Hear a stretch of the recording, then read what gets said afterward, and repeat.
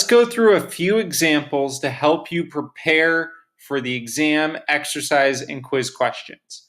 First, let's take an increase in demand. Well, if it's an increase in demand, that means a rightward shift in the demand curve, or a change from this demand curve D1 to a new demand curve D2.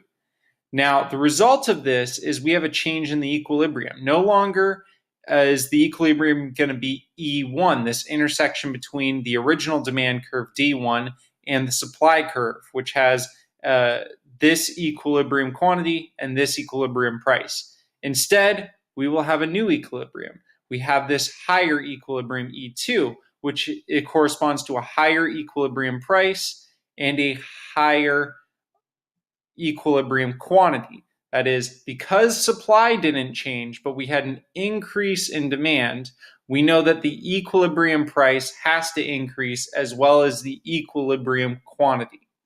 Now, what if we were to have an increase in supply?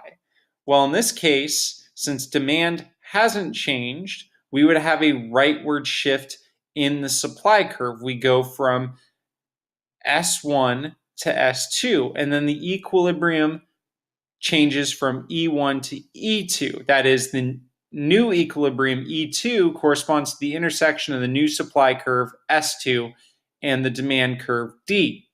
Now here we can see that the equilibrium quantity is lower than the original equilibrium amount, and it's also a lower price.